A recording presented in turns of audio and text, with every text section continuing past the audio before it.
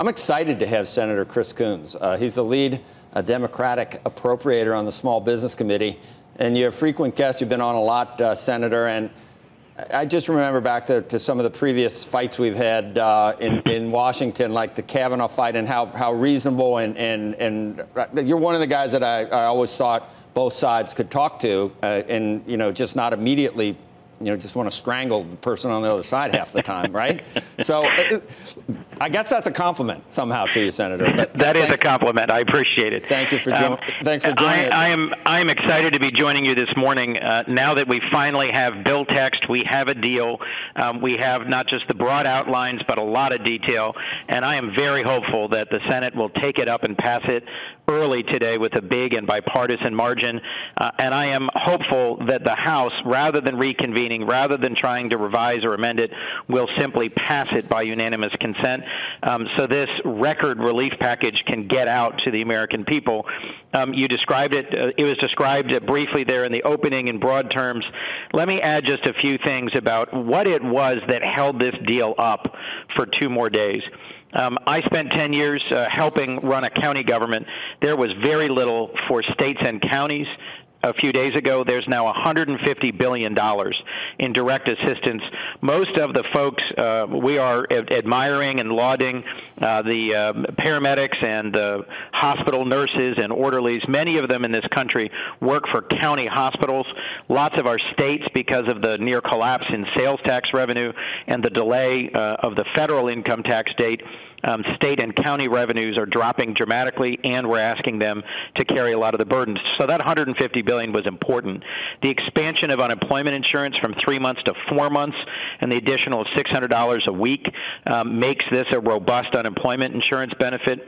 There's $100 billion in here for hospitals and health systems that I think will help them carry the burden of this response to the pandemic. And last, in some ways, most importantly, some transparency and accountability around the $500 billion that will be used to keep afloat some of our largest corporations. There is now going to be an inspector general and an oversight board, and there are some limitations. Most importantly, allowing those deals to be transparent so that the public knows who gets what loans or grants and on what terms. Senator, on a good day, the way sausage is made in Washington can really upset a lot of people, as you know. And then you got a real crisis and watching business as usual to some extent, and both sides do it. I understand that. But do you think that your side eventually took the pulse of the country when we were talking about emission standards for airlines, when you're talking about Planned Parenthood? When Speaker Pelosi got back, suddenly there was a lot of things being talked about that no one had any idea were going to be in this bill. I know what you're saying. You're going to say it's a slush fund, and that's your story, and you're going to stick to it, Schumer and everything else. But do you think Democrats finally said, you know what? I think people are realizing this is just unacceptable, what we're trying to stick in here. We better get this done. Or am I wrong on that? So 2 things. I had a provision that I was fighting very hard for in this bill. Senator Wyden, Senator Klobuchar, and I have a bill to provide for vote by mail. And I can make an argument why 9 states have delayed their presidential primaries because of this pandemic, and we ought to have a provision that requires all states to have an emergency plan for vote by mail. We could vote. Our frontline troops voted in the Second World War, in the Civil War. There's no reason we ought to cancel elections or defer elections for this pandemic. And I fought awfully hard for it. But I got told a day and a half ago, if we're going to get this thing passed, everybody needs to take a step back and take the thing that they think is absolutely critical and say, let's focus on what we have to do right now.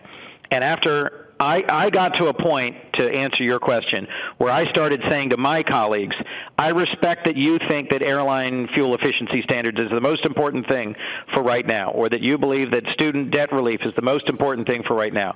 We need to take the things that have to get done tomorrow and focus on that in this bill. And I think there were a lot of provisions we could talk about that Republicans and Democrats added to or tried to add to this bill. What we're passing directly responds to this crisis.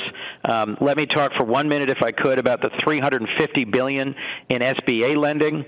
I wrote a bill that added $17 billion for 320,000 current SBA loan holders that defers any payments on interest or principal for 6 months, takes them off the short-term.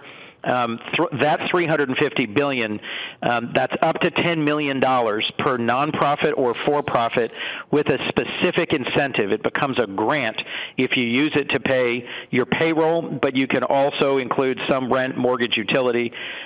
Getting this out is going to be a real challenge. I'm already communicating with my Republican and Democratic colleagues on the Small Business Committee about how do we implement this? How do we support the SBA 7A lenders all over the country?